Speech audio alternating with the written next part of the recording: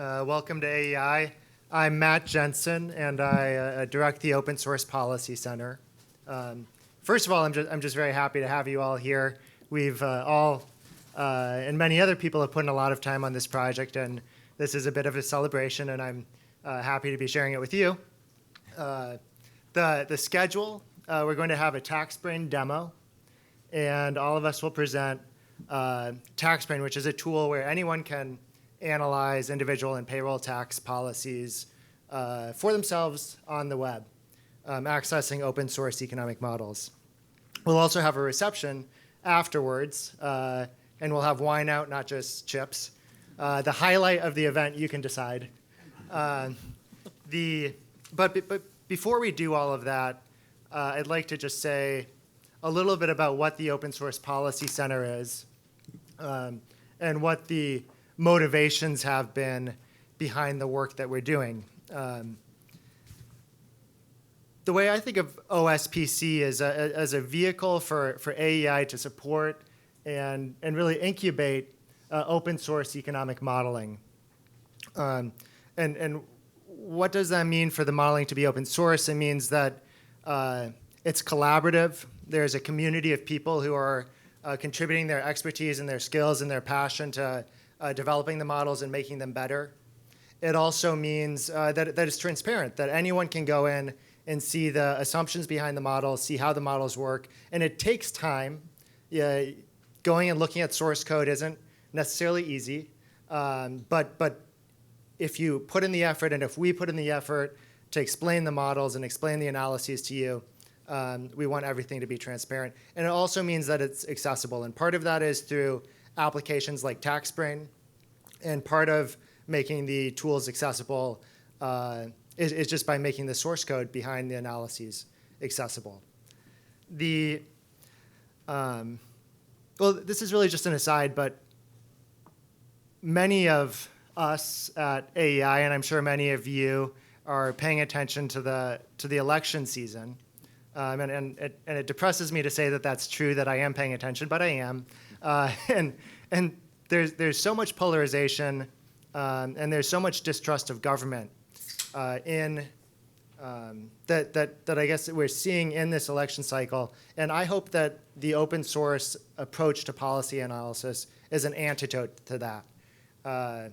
It's transparent and it's collaborative, and that's not something that we see often when we're watching the news every night. Tonight is one of the primary goals is to give you an opportunity and give us an opportunity to tell you about the models behind TaxBrain, and to tell you about TaxBrain, and really to give you an opportunity to see the community of software developers and economists and policy analysts who have been working on this project. And open source, it means that anyone can contribute, but not every contribution makes it into the models that you see live. And so part of the way the project is structured is that there are gatekeepers. And those gatekeepers for the models that are available on TaxBrain, those gatekeepers are up here tonight. And so anyone can suggest a change. Anyone can suggest a contribution. There is review of that, and these are the people who do that review. All of that scintillating action, by the way, where we're reviewing code contributions and where we're talking about how to make these models better, that's all happening on a site called GitHub. You can go to www.github.com/open source economics with hyphens between open source economics. Now for introductions. TJ first, not because he's here, but because his last name starts with an A. TJ's a senior software engineer at Continuum Analytics. He's a core contributor, and when I say core contributor, I mean someone who has the ability to review and accept changes to the underlying models, to Tax Calculator, which is a model for calculating taxes, and the web app itself, TaxBrain. TJ has really been the driving force behind that. He's also been enormously helpful for all of us when it comes to adopting some software techniques that make all of this possible. We worried at the beginning of the project whether it's possible for economists and policy analysts and software developers to all collaborate on the same code base, to all work on the same models together. And TJ has really shown us how to do that and how to make that possible. It helps that he's employed by a firm, Continuum Analytics, which is really leading in the data science space. They're a great business too, and they actually make money making open source software, which I always find to be interesting. Next is Rick Evans. He's an economist at Brigham Young University. He's an assistant professor there. He's a core contributor to OG USA, Overlapping Generations, United States of America, which is a dynamic model for tax analysis. Rick will be moving to University of Chicago this summer for a joint position at the Becker-Friedman Institute and their new macro and computational policy program, which is very cool. Rick is also, in addition to being an excellent economist, a very creative and energetic educator. And he developed this laboratory along with a co-founder at BYU that takes in undergraduates, puts them through a boot camp where they learn computer science and economics and mathematics, and it churns out a very high level, co-author level contributors to economic research.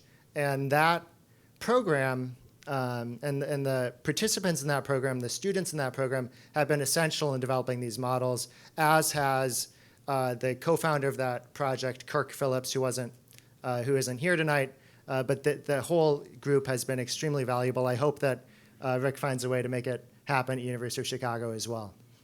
Jason DeBacher is assistant professor at Middle Tennessee State University. He'll be moving to University of South Carolina this summer. Jason also is a core contributor to the OG USA, the dynamic modeling project, alongside Rick. Jason, a lot of his expertise is in business taxation, which he developed at the Office of Tax Analysis. And you'll be seeing more of that. You won't see that tonight, but you'll see more of that in the coming months on TaxBrain. Dan Feenberg is a research associate at National Bureau of Economic Research. He is really, in many ways, gave us the confidence and the starting point to make this project happen by contributing a program called TaxCalc.SAS that he wrote. He's the author of, and his colleague at NBER, Ina Shapiro, contributed a great deal to that. And that calculator forms the basis for the tax calculator that we use on TaxBrain. Martin Holmer has many years of policy simulation experience. He's the president and senior economist at the Policy Simulation Group. He's also a core contributor to Tax Calculator. And he's both an MIT-trained economist and an extremely efficient software engineer. And he's brought a new level of efficiency to our team when it comes to coding. And he's got a hard nose for accuracy. He's a stickler when it comes to making sure that our calculations are correct. And you'll hear about some of the work he's been doing on testing our calculator in the coming presentation. John O'Hare runs Quantria Strategies. A lot of the methods that we use, he's a core contributor to our tax data repository. A lot of the methods that we use to generate a baseline data set, John developed along with his colleagues at the Joint Committee on Taxation over many years, and then he helped spread them to other organizations, including the tax data repository here. He's been an enormous contributor of knowledge and expertise, hard-earned over many years to the project. Amy Hsu, a research associate at AEI. She's a core contributor to both Tax Calculator and Tax Data. The nuts and bolts of the models that run TaxBrain, especially on the static modeling side, she probably knows more than anyone else. And then Kevin Hassett isn't here today, but he has been a partner for me on this project from the very beginning on establishing the Open Source Policy Center at AEI, and has helped a great deal. In addition, many other people at AEI have helped out, and maybe most especially, I need to thank all of the other contributors to OSPC. I see Sean Wong in the audience somewhere. We've had a great deal of other very useful contributions from people who you don't see on the stage today. And then our users. Alex Brill has been a big user over the past month. He has a new paper out. I think we have copies out there for you. You saw it in Wonk blog today, covered Alex Brill's paper using some of these models. And we've had other users, beta users especially, who have been pushing us to be better and pushing us to develop the models faster. And then just lastly, the models that we've used on TaxBrain, the techniques have been developed over many years by many economists at many organizations, the Joint Committee on Taxation, the Office of Tax Analysis at Treasury, CBO, Tax Policy Center, Tax Foundation. There have been many organizations working to advance the state of modeling. And one of the reasons why OSPC is able to make a product like TaxBrain today is that the field has been so well established and there's so much work to build off of. And so I'm very grateful, and I imagine these folks who have been working on the projects with me are also very grateful for all the work that's been done ahead of us. So from here, I'd like to jump into TaxBrain, and we'll give you a demo of the product, and then after, we'll accept some questions. And after the event, when you're out in the reception area having wine, you can play on the laptops and use TaxBrain for yourself to simulate policy proposals. The very first step of using TaxBrain is to calculate taxes. And even before you do that, you need to specify a policy reform. And you can specify many kinds of policy reforms pertaining to individual income taxes and payroll taxes. You can see here we have different, so taxability of Social Security, exemptions, adjustments, deductions, credits. You can pick through the various provisions of the individual income and payroll tax law and make changes. For the purpose of our demo, we'll show you a change to the standard deduction. I'm going to increase it by 50%.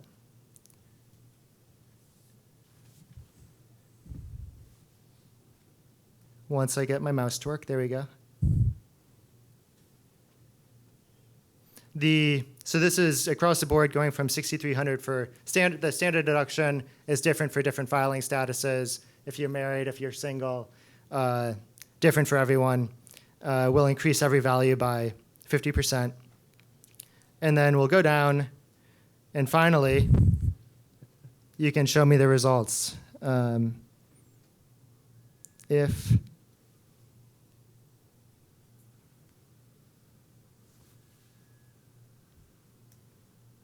one moment. There we go. And while this is running, there's something kind of nifty about this project, which is that not just the models behind TaxBrain are publicly available, but also the web app is available for anyone to use and to plug into a model. And TJ, having spent a lot of time working on it, can tell you a little bit about it while this calculates. Yeah, sure. So, specifically what's happening right now is we've taken your reform, and basically the work that has to be done is we have to calculate the taxes on your reform and then the baseline for all 10 budget years, in this case starting in 2016. So, and then we compute a bunch of statistics on, the delta between those two and that kind of thing. But what we do is we actually separate that out and we turn that into 10 different computational jobs. One for each budget year. And then we have some cloud computing infrastructure. We have some servers that are running our models on Amazon Web Services. And then there's a simple scheduler that will take your particular 10, in this case 10 jobs, and distribute that load across those servers. and then that's what you see a wait screen while that's happening. That URL, if let's say everyone goes out here, gets on their phone and puts a whole bunch of jobs on there, that URL is good as soon as you click the button. So you'll see right now it says something like TaxBrain / some number or something.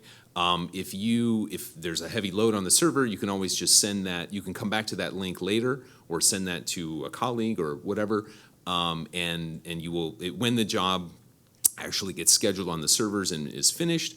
You can, when you go to that URL, you'll get the results. And so this page here is basically showing you have a different ways of looking at the data, but it's the 10 reform, 10 budget years with reform and the baseline and a whole bunch of statistics that you can really drill down and get a lot of the data. That's right. So one of those statistics that a lot of people are interested in is what's the impact on revenues? And that's the first thing that you'll see when you get to this page, increasing the standard deduction by 50% across the board. Cost, one thing, this is a purely static calculation. There's no behavioral changes. We calculate your taxes on some individuals. We change the law that applies to the individuals. We calculate their taxes again. They don't change their behavior at all. How does their tax liability change? On aggregate, it changes by $45.5 billion in 2016. We also show you a number of other tables. One that's very important is this thing that I call a diagnostic table, which shows you how does this actually impact the intermediate steps in the tax calculation. So what happens to the alternative minimum tax? What happens to the number of itemizers? If I want to do a reform and I change a tax that might affect the AMT, you're the modeler when you're using TaxBrain, and I suggest that you go down and you look to see what happened to the number of people taking AMT. On the other hand, you make a reform, you say, I think that this should have raised revenue, and it didn't raise revenue. Well, you can go down and see what happened to the AMT. Oftentimes, that's a valuable thing to do. Something that's important is now that we've got these results, we ran some simulations. What do we do to make sure that they're correct? We can put some numbers on the screen, but it'd be helpful, and you can go and look at the code. But it'd be helpful if you had some other way to assure that the calculations we're doing are correct. And Martin will give you a brief overview of our testing strategy. So as Matt explained, we're working in a fishbowl. So it's paramount to do as much testing as we possibly can to ensure that we're not looking too silly. So currently, our testing strategies fall into 3 categories. Every time the model's changed and a revision to the source code is checked into the version control system, there's a suite of more than 100 unit tests that get run. And most times the changes aren't expected to change the results. So if they do, that's a way of catching a mistake in the change. So that's the first category that we do. The second category, and I think is the most interesting, is we're engaged in what you might call cross-model validation. We're interested in seeing whether the tax calculator, using the same input as some other tax model, can produce basically the same output. This is a pretty powerful way of checking your work because 2 independently developed models, it's pretty unlikely that the 2 development teams have made the same mistake. So when you see a discrepancy, it means that one or the other models is most likely in need of fine-tuning or improvement. So we've already completed that with NBER's Internet Tax Sim. Basically involves, this is all documented if you ever want to go to the GitHub site and see what we do, but 300,000 randomly generated filing units, send them up to Internet Tax Sim, run them through Tax Calculator, and then compare not only the payroll taxes and the individual income tax liabilities, but maybe on the order of 10 or a dozen intermediate values. And we're also working on a similar type of cross-model validation on the more sophisticated model that Dan Feenberg has written with Ina Shapiro. It's called taxcalc.sas. That's been tested at IRS against an elaborate set of records there. So we're hoping to get agreement between our model and that model as well. The third area where we're doing testing is just to make sure that what TJ explained is that up in the cloud, this tax calculator that you can run on your local computer is doing all these fancy calculations and showing you the results up here.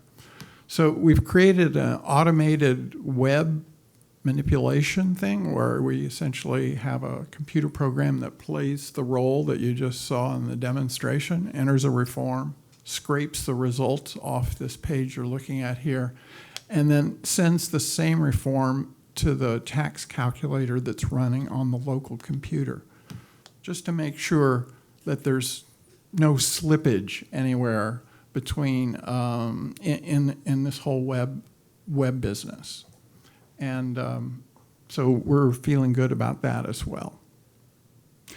The final point I'd like to make is that if any of you out there are with an organization that has a tax model of your own, we would be interested in collaborating in a cross-model validation. It doesn't involve sharing source code or anything like that. It's just agreeing on an input and an output format so we can generate the same sample, run them through our respective models, get the output back, and compare them.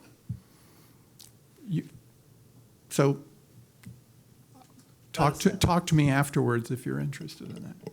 Thank you, Martin. So here we have, as I said, these are purely static results. Individuals don't change their behavior whatsoever. But maybe we think that taxes do affect the way the world looks, and people do change their behavior, and the economy might change. And to do that, we provide a few different options for dynamic simulation. The philosophy here is that there are many different ways to estimate how taxes affect the economy and to estimate how taxes affect the budget when you allow the economy to change. And we'd like to provide them all as options. We've provided 3 so far. If any, again, this is similar to Martin's comment, if anyone has a dynamic model that they'd like to make available that can be integrated with a tax calculator, we'd like to make that available on TaxBrain as well. The first dynamic model to discuss is what we call a partial equilibrium simulation. And Dan will describe to you what this is and why it might be valuable.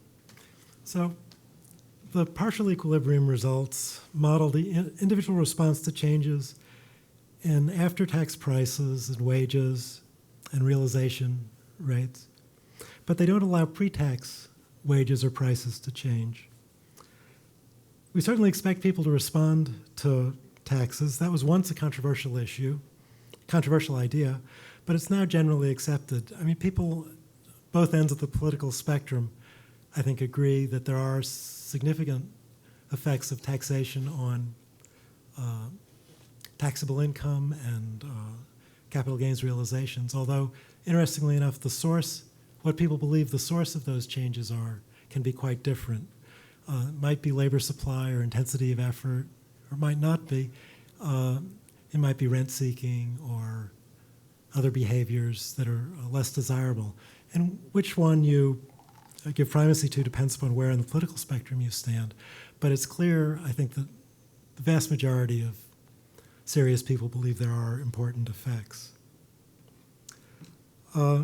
What we offer, because these numbers are controversial and the magnitudes are controversial, we let the user decide what elasticities he wants to use. And I think that's really important. Otherwise, the model would end up being used only by a particular segment of the political spectrum, and we're hoping that everyone will use it, and that a big part of the modeling can be done in a non-controversial way and let people worry about their disagreements on these controversial topics separately from the static data. Currently, these elasticities don't vary by income class, and we should and plan to allow variation by income class because there appear to be big variations across income class. And I want to say that allowing this kind of partial equilibrium change is only part of what a true dynamic model would do, because prices will change, wages will change, and changes in revenue will generate changes in the deficit, and those can't really be ignored. Still, the partial equilibrium results are good for comparing tax reforms with similar revenue effects. There can't really be any objection to those comparisons, without the need to specify the congressional reaction function or the Fed reaction function, which I think would inevitably tend to nominate arguments about, in a true general equilibrium dynamic model which maintained the budget constraint through time. We like offering people the taxable income elasticity as opposed to, say, the wage elasticity because, well, it's more effectively established. In the context of these kinds of models, it's as good or better. It accounts for the possibility that there's effects both on wages and on itemized deductions, and because it's closely related to deadweight loss, although we don't calculate anything related to deadweight loss in the model. And that's what I have. Thank you, Dan. And I'll show you quickly some results from the partial equilibrium model. If we put in a taxable income elasticity of 0.4, we're not going to wait for the model to run because I've pre-run it. And we see that the change in revenue is 42 billion. If you remember, before it was 45 billion, so it's a slight change. People's marginal tax rates aren't changing too much when you change your standard deduction, but there is some change in marginal tax rates. The one, just as a point, we don't fetishize technology here. We have our low-tech solution as well. Before this, we've been going on a vertical path through TaxBrain. Now we're moving on to these different branches. So we have the first dynamic model. Now we're going to show you the second dynamic model. That is an overlapping generations model that Rick and Jason have spent a lot of time on, and they'll describe to you what the model does and what its value is.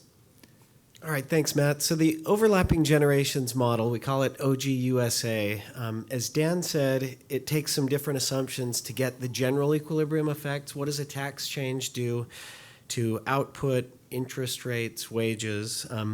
Our model is an overlapping generations model, so agents live 100 periods, 100 years. They differ by age and income. We've also been very careful in this model about demographics. So we have mortality rates, fertility rates, immigration rates, and population growth rates that match what we'd expect in the U.S. And then we also have economic growth in the model.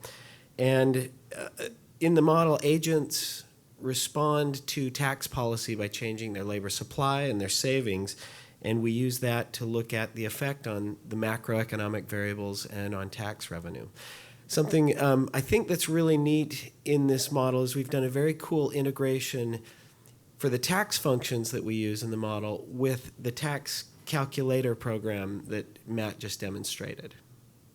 Right, so I'll talk a little bit about that. So when you go to TaxBrain and run tax calculator and get a reform, you have the option to select one of these dynamic analyses. And if you select OGUSA to run the overlapping generations model, that model leverages the output of the tax calculator by looking at the effective tax rates and marginal tax rates that individuals in the microdata upon which the tax calculator is based, the tax rates they face. And so those effective tax rates and marginal tax rates are fed into the overlapping generations model, and affect the behavior on savings or labor supply of the individuals in the overlapping generations model.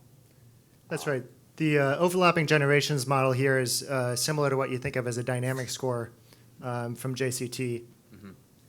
And the output here, if you want to switch to, do you have the output page up? So what we report here is not dynamic revenue estimates, but the macroeconomic effects of the policy. So we report percentage changes in several macroeconomic aggregates like GDP, hours of labor supply, and investment behavior.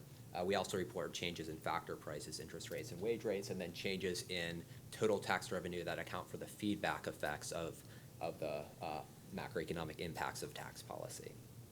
Something this is lacking so far, but that we hope to add in the future, and Matt had alluded to it at the beginning of the talk, is we have no ability right now to evaluate business taxes, and so that's something we hope to add in the future. Right now, all the integration comes through that tax calculator, and so the taxes available to evaluate with OGUSA are those individual income and payroll taxes. That's right. And this one I didn't even make a show of computing for you on the fly. The reason is that it takes about 3 to 5 hours for it to compute. When you go in and you try to get an answer, it'll ask you for your email address, and then it'll ping your phone or wherever you get your email with the results. Be a lot of wine if we waited for Yeah, if we waited for it, we might not be interested in the results by the time we get them. The one thing I think it's interesting here, the next model I'm going to show you also shows GDP effect as an output. Here you're seeing that changing the standard deduction has a 0.2% increase in GDP in the steady state. And keep that in mind when we see the results from the next model on the menu. This one is what we call the macroeconomic elasticities. The idea is we're going to throw away economic theory, and instead we're going to say what happened historically when taxes changed, what happened to GDP, and can we estimate a relationship econometrically between GDP and marginal tax rates. There have been some papers by a handful of economists trying to make this estimation. Barrow estimated that the response was 0.36. I recommend that if you'd like to use this model, look through the literature yourself. And I'd say that's true with all of these models. Again, you are the modeler. We're here to help you, but view it as there's the onus is on you to use the models under appropriate ranges of assumptions, and you'll need to defend those ranges of assumptions if you present your results. Under 0.36, if we run the simulation, this one can essentially run on the fly, but I'll flip to the results anyways.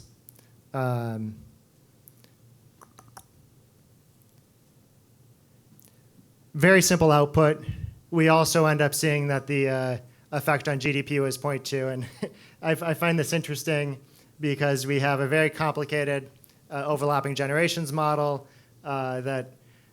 and then we also have a back of the envelope model where you can literally do it with a piece of paper and pencil, and the output effect of both models is the same. That won't always be true, but in this case, it is true.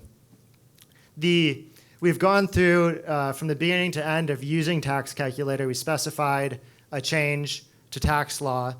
We calculated static changes to taxes when there's no change in behavior.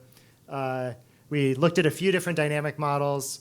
We told you that we want more people to contribute in an open source community to making the models better and to contribute more dynamic models. One thing that we have not discussed and might be perhaps most important to the results that come out of these models is the data, the input to the models right up here.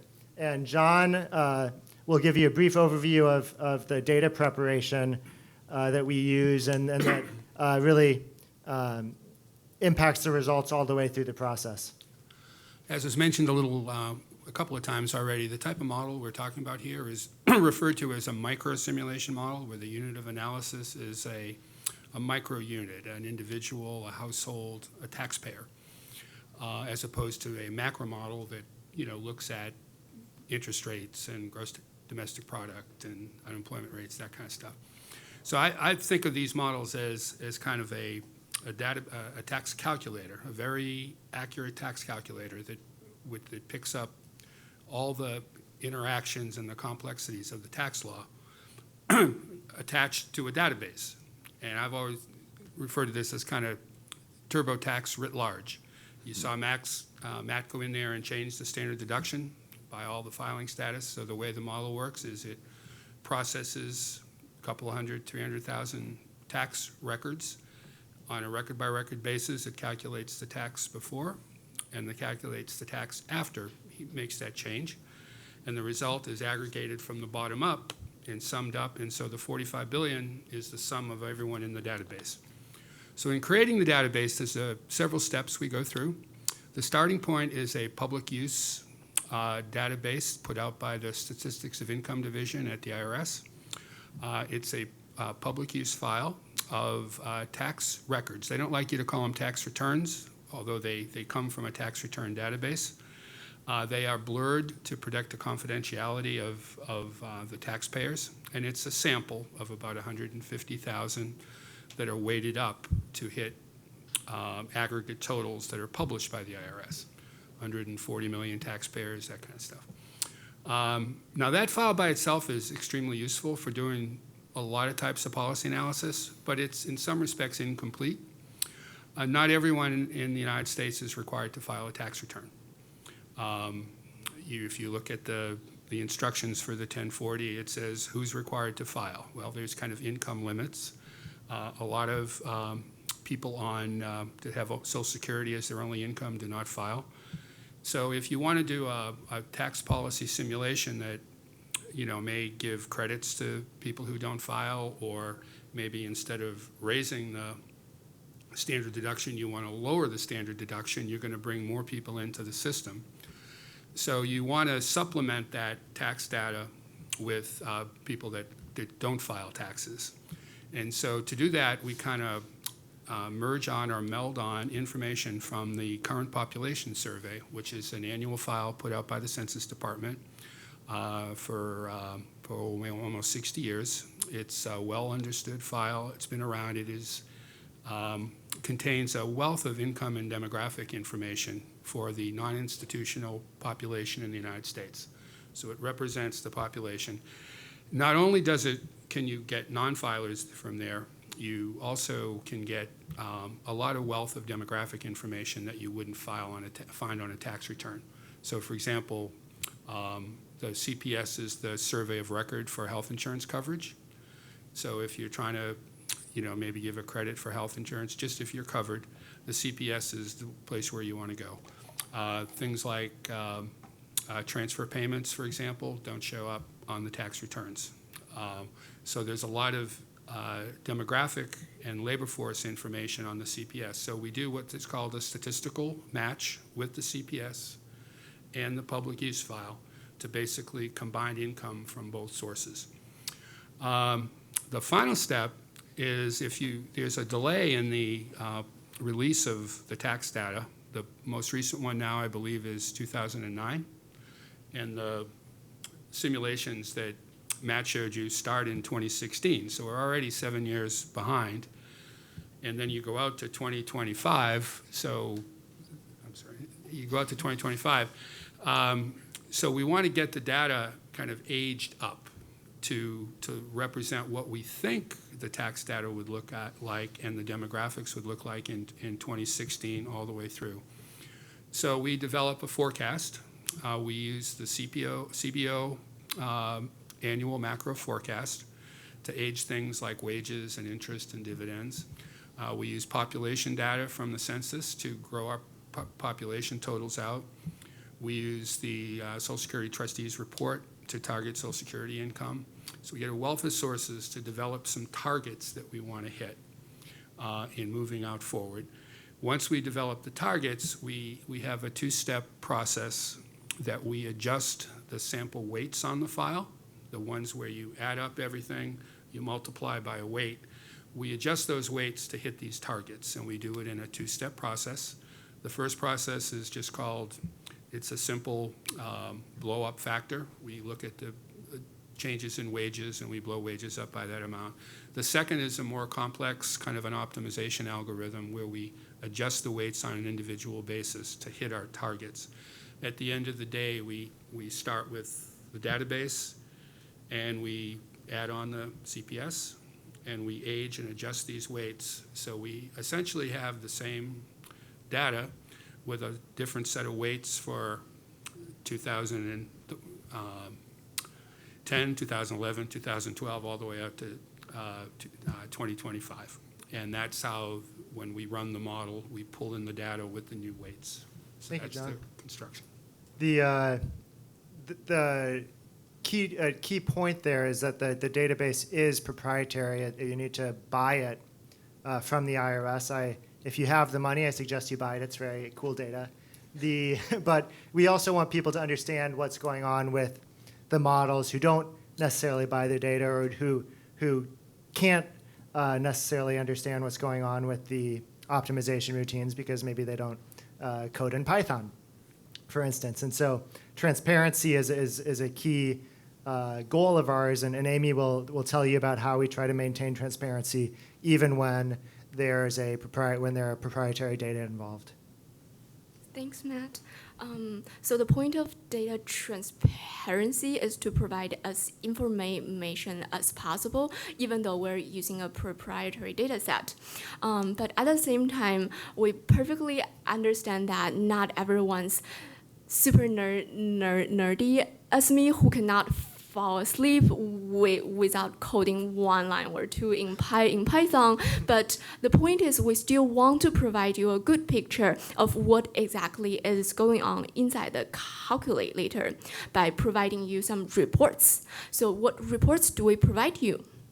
The first thing comes in the list will be a summary of statistics of every single variable involved in the calculator, including input, output, and intermediate variables as well. And we not only provide 1 year of summary, we provide from 2013 to 2026, total 13 year of summary.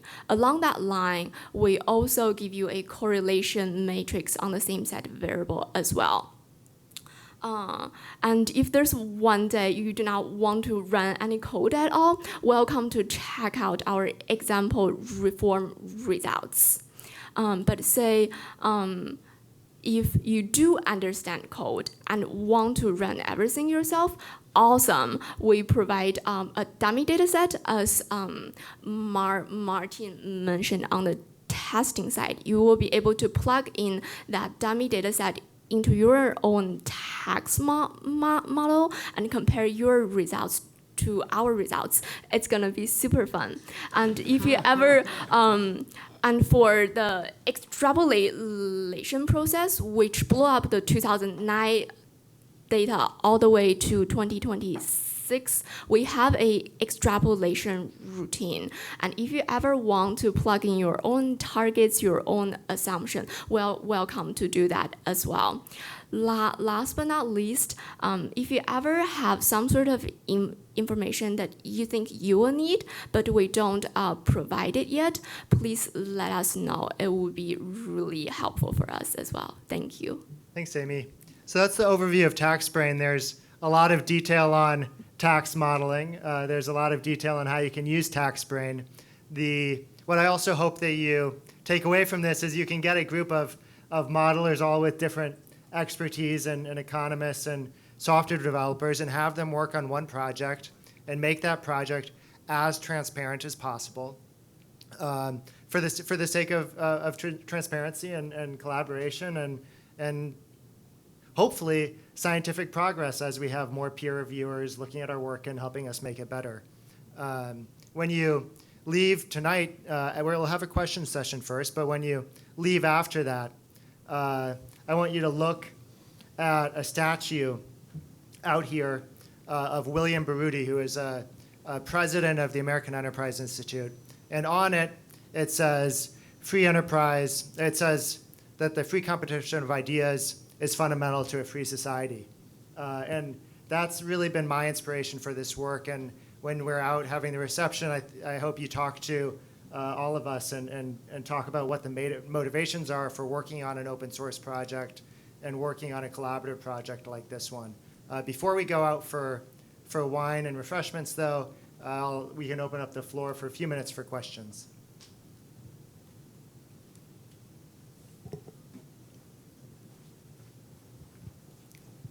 Thank you, Nick Farmer. You mentioned you were going to look at business taxes. Do you have any plans to look at consumption tax as an alternative model? Jason?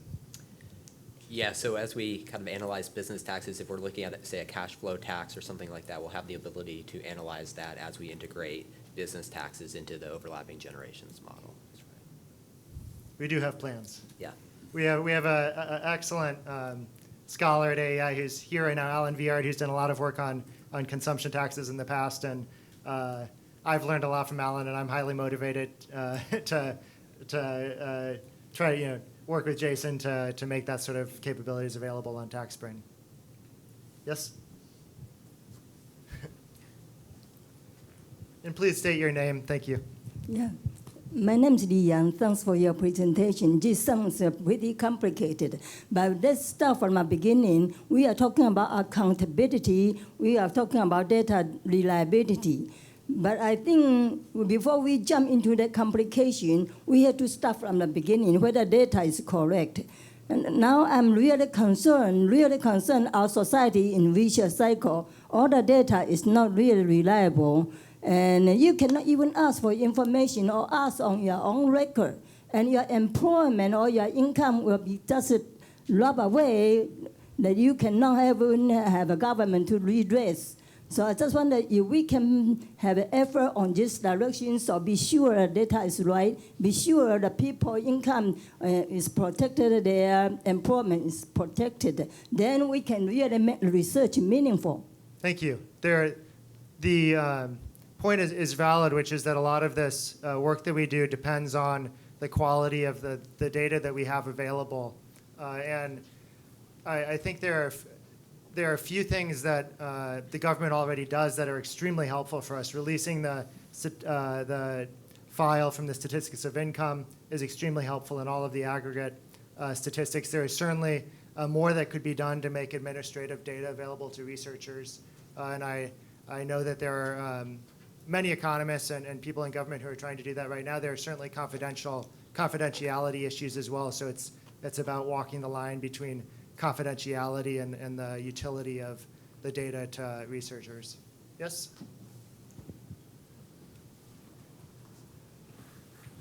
Hi, Michael Hendrix. This is really an exciting opportunity. My question's kind of broad. So Okay. what does this mean for the paradigm of how think tanks operate? So maybe in prior years it would be, data is generated, it has the name of, XYZ think tank attached to it, and that think tank, controls that process from beginning to end. And now you're equipping people, no matter where they are, to access your data and access your work. What does that mean for how think tanks operate, but also relatedly, the impact that maybe the spirit of Silicon Valley has been having on the policy community? Open source is, at least for some part of Silicon Valley, part of their paradigm, and it seems like this is worth reflecting on. Thank you, Michael. Do any of you all have an answer to that? I really like the idea of one group on this side of the political spectrum can hire their economists to do a run on some suite of models and give an answer. And then somebody on the other side of the political spectrum can do the same. And if the models are open, then you can actually have a discussion.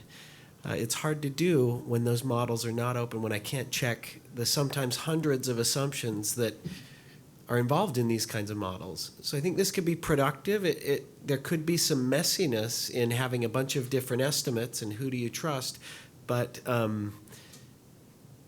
when the models are open, at least someone can go verify and check and replicate and check sensitivity. That's right. I'll just add to that, which is that a lot of conversations in the past when it comes to analyses have been about the who did the analysis rather than about the quality of the analysis itself. And when everything is open, then it means people can have a conversation about the quality of the analysis, and people can also have a conversation about the assumptions. So that rather than talking about organization A versus organization B, we can talk about, should the elasticity of taxable income that's used in this model be 0.4 or should it be 0.25? And to me, that's a more productive conversation. It's a conversation that can be advanced through research. And if we know that that's a really important assumption, the elasticity of taxable income, then there are microeconomists who can go and help us learn what the right elasticity is. Yes, please. Thanks. My name is Ben Clemens. I wanted to ask how componentized the system is. For example, if I wanted to rip out just one portion of the tax calculator and run it through an optimizer and find my optimum tax, i.e. take it away from TaxBrain, how easy is that to do? Alternatively, if I wanted to start my own think tank and fork this and change all your colors and change the logo, and so how easy would that be to do? And second, is this something you guys want? Do you want to see forks and alternative versions, or do you want to keep it kind of focused on TaxBrain? TJ? Yeah, I'm not going to touch the last one, but the other ones. So basically, what you're seeing is several GitHub repositories, many of which are broken up into different Python packages. So there's many of the models that are on TaxBrain are written in Python, and so we have a Python package for the tax calculator. We have a Python package for OGUSA. We have a Python package for the disclosure avoidance kind of algorithm. So all of that stuff, and each one of those is backed by a GitHub repository as well as released packages that you can just go and download. So that would be, so it is pretty modular.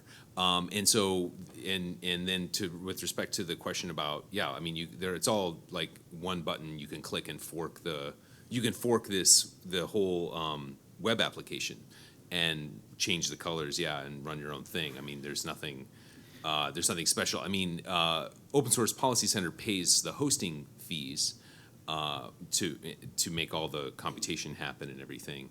But that it would be the only thing. If you wanted to recreate this, you would have to pay for the hosting fees for your own thing. But all the code would just be available. I liked our color scheme. By the way, I like it as well. And I'll reserve the last question for Matt.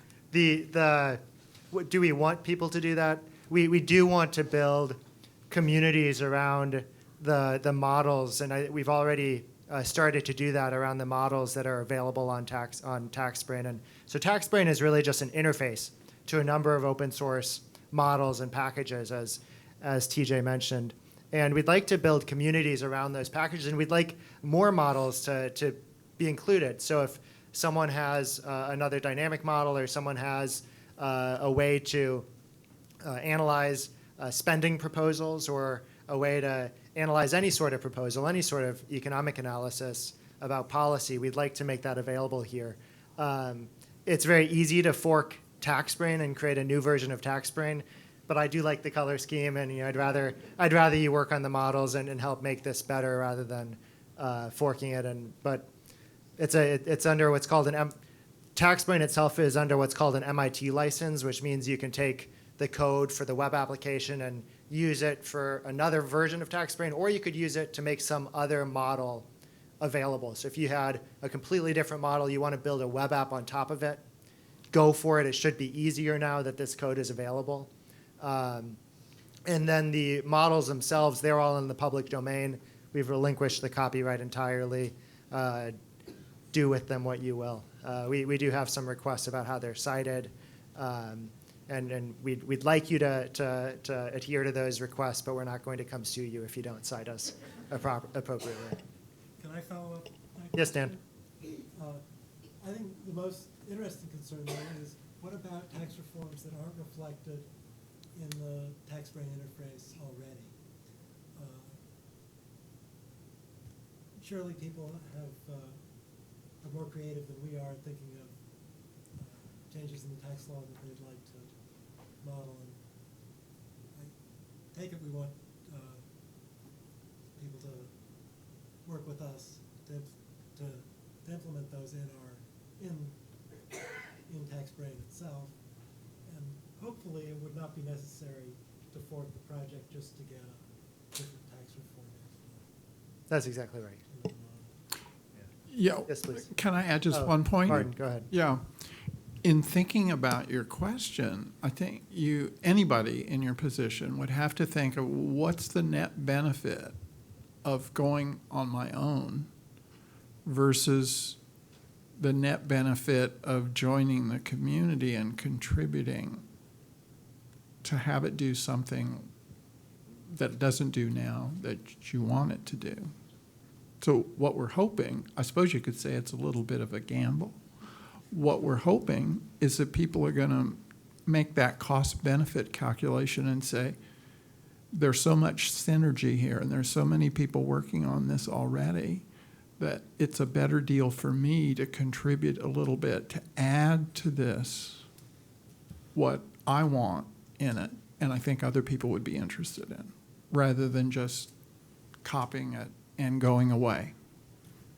But you have your choice. Thanks, Martin.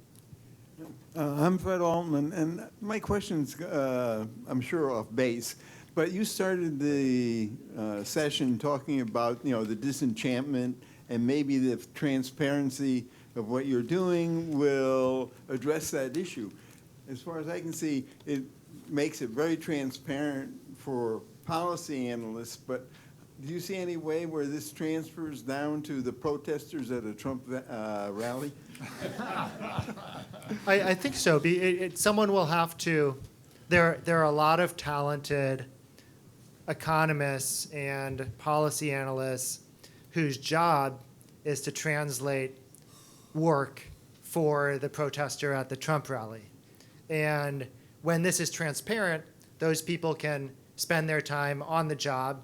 I'm talking a lot about think tank analysts and journalists in particular, can spend their time on the job translating how these models work and how these models affect policy decisions.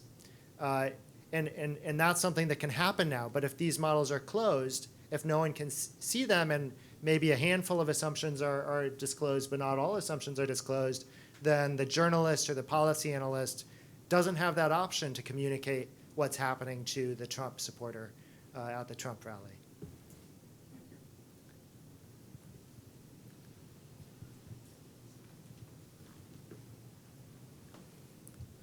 Tyler Evilsizer with the Committee for a Responsible Federal Budget. I like to think that we're in your target audience because we're a think tank without a tax model. Mm-hmm. We rely on the Tax Policy Center, CBO, JCT, but we don't have a model of our own. So I'm really interested in this idea. How much, just to make sure I understand the model, first question is like the first dynamic score, the partial equilibrium, seems like it's the most similar to like a CBO or JCT score, which incorporates some microdynamic estimates. And then secondly, have you compared the results of your model to known scores that CBO and JCT have put out to see, okay, how does this compare against official estimates? That's right, yes and yes. The partial equilibrium model, it depending on the elasticity of taxable income that you enter into it, it really depends on the way you think of that elasticity. If you think of it as not having any labor supply effect, and you think of it as something that's purely reflecting timing changes and shifting income and rent sinking and various other items, then yes, you'll get a result that's somewhat similar to a conventional score. If you think of it as if you enter an elasticity that contains labor supply, then you won't get something that's similar to JCT or CBO on a conventional score because they don't assume that, because they hold GNP fixed. And then the second question, as Amy mentioned, we have a list of reforms where we've gone through tax expenditures and compared the static results to the tax expenditure results. And you can see those on the TaxBrain homepage. We've not done a similar exercise for the partial equilibrium approach or the conventional scoring with the micro dynamic effects, partly because we just don't know enough about which elasticities and what the value of the elasticities are in any given JCT score. You might see a JCT score, say, in a CBO budget option, and we don't know whether we're doing something that's similar enough to be concerned if the results are far apart or to be happy if the results are close, and so we haven't done that as an exercise yet. So if there are no more questions, this would be a good time, or if there are more questions but you can pose them individually, this would be a good time for us to go out and have a nice reception. And again, I thank you all for coming here, and there are computers around the room. If you'd like to play with TaxBrain yourself, try not to spill the wine. It is built into the budget, though, if you do. And then we'll all be out there to talk with you if you have any further questions. Thank you all very much.